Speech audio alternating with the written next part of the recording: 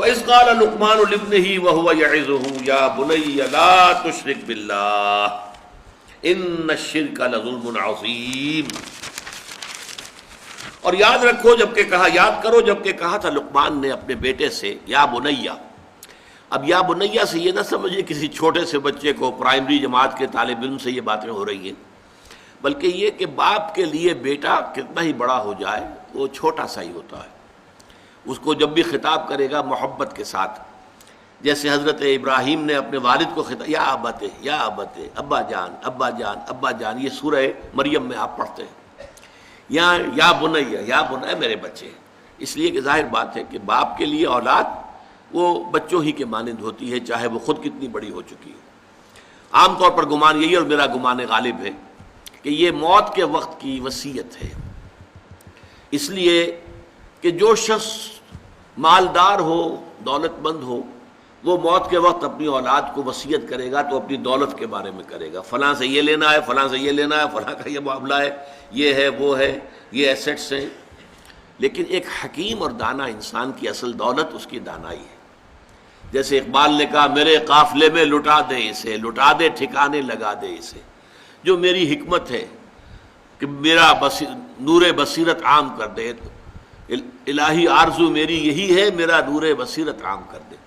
تو جو کسی حکیم انسان کو اللہ تعالیٰ نے حکمت اور دانائی عطا کی، اس کی پونجی، اس کی دولت، اس کی حکمت ہی ہے، تو وہ اپنی اس حکمت کو ٹرانسفر کر رہے ہیں انتقال کے وقت اپنے بیٹے کو، اپنی اگلی نسل کو۔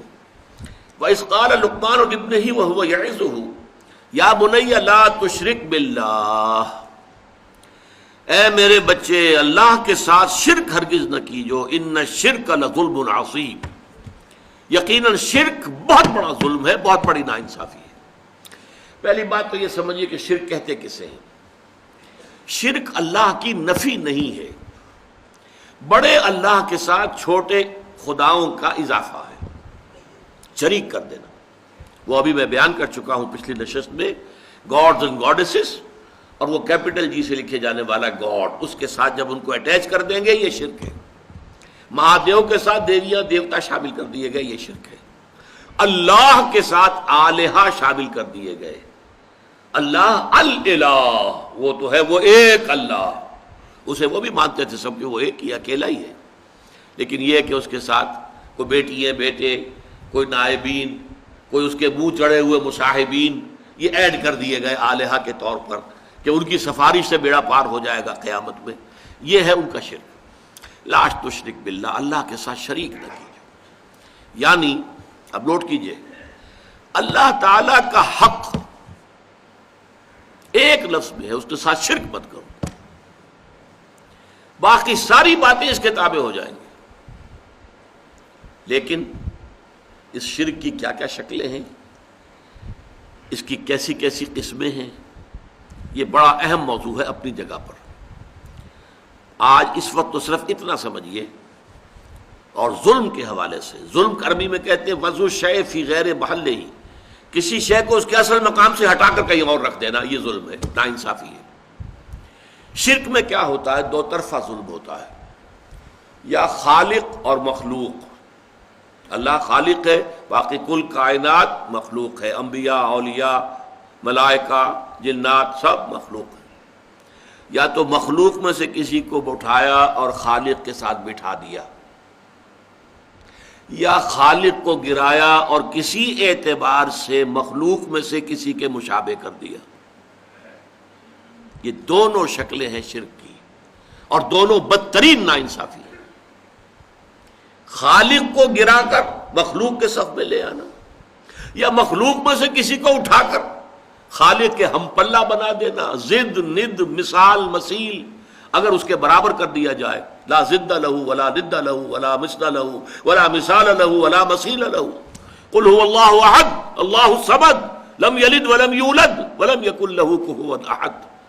اس ہستی کے ساتھ کسی درجے میں مخلوق میں سے کسی کو کسی پہلو سے، ہمہ جہت نہیں، کسی پہلو سے بھی ہم پلہ بنا دینا اللہ کا، یہ شرک ہوگا۔ یا اللہ کو گرا کر اس کے مقام رفیع سے کسی اعتبار سے، کسی خاص پہلو سے مخلوق کی کسی صفت، مخلوق کے کسی مقام اور مرتبے کے میں لا کے شامل کر دینا، یہ ہے دونوں کے جو ظلم کی انتہائی صورتیں ہیں۔ تو فرمایا یا بنی لا تشرک باللہ ان الشرک لظلم عظیم۔ جیسے ہمارا جو دوسرا سبق تھا آیا بر، حضور نے ایک حدیث میں اس کو کوٹ کیا تھا، میں نے آپ کو بتایا تھا کہ اس میں وَآتَ الْمَالَ عَلَىٰ حُبِّهِ ذَوِي الْقُرْبَىٰ وَالْيَتَامَىٰ وَالْمَسَاكِينَ وَابْنَ السَّبِيلِ وَالسَّائِلِينَ وَفِي الرِّقَابِ، اس کے بعد پھر مستقل آیا وَآتَ الزَّكَاةَ، زکوٰۃ علیحدہ ہے، وہ علیحدہ ہے، اور حضور نے دلیل دی ان فی المال لحقا سوى الزکاة۔ لوگوں یہ نہ سمجھنا کہ مال میں بس زکوٰۃ دے دی تو سارا حق جو ہے ادا ہو گیا، نہیں، زکوٰۃ کے سوا بھی ہے۔ اور یہاں یہ آیت پڑھی وَآتَ الْمَالَ عَلَىٰ حُبِّهِ ذَوِي الْقُرْبَىٰ وَالْيَتَامَىٰ وَالْمَسَاكِينَ وَابْنَ السَّبِيلِ وَالسَّائِلِينَ وَفِي الرِّقَابِ وَأَقَامَ الصَّلَاةَ وَآتَى الزَّكَاةَ۔ آتا زکوٰۃ تو علیحدہ ہے۔ اسی طرح اس آیت کو بھی حضور نے کوٹ کیا۔ سورہ انعام میں ایک آیت نازل ہوئی ای الفریقین احق بالامن ان کنتم تعلمون۔ لوگوں سوچو، مشرک اور موحد، ایک خدا کو ماننے والے اور ایک خدا کے ساتھ چھوٹے خداؤں کو ماننے والے، ان دونوں میں سے امن کا زیادہ مستحق کون ہے؟ پھر خود ہی جواب دیا ای الفریقین احق بالامن ان کنتم تعلمون الذین آمنوا ولم یلبسوا ایمانہم بظلم اولئک لہم الامن وہم مہتدون۔ وہ لوگ کہ جو ایمان لائے اور انہوں نے اپنے ایمان میں کسی ظلم کی آمیزش شامل نہیں ہونے دی، وہ ہے جن کے لیے امن ہے اور وہی ہوں گے ہدایت یافتہ۔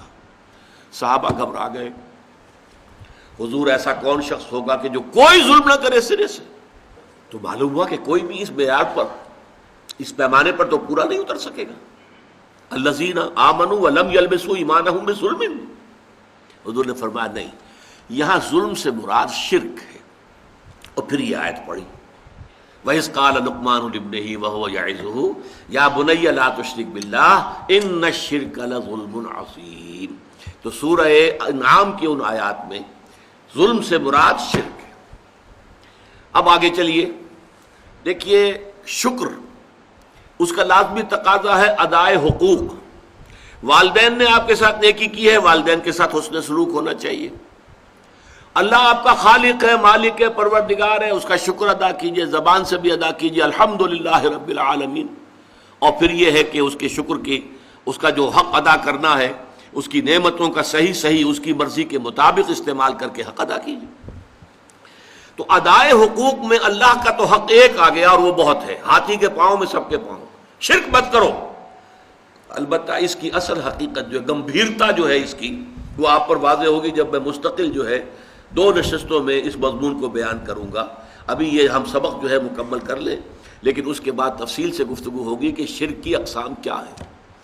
ورنہ یہ کہ ہم سمجھتے ہیں کہ ہم تو شرک سے پاک ہیں، لیکن نہ معلوم کیسے کیسے شرک جو ہیں، اگرچہ بت ہیں جماعت کی آستینوں میں، مجھے ہے حکم اذا لا الہ الا اللہ، اور تیرا دل تو ہے صنم آشنا، تجھے کیا ملے گا نماز میں؟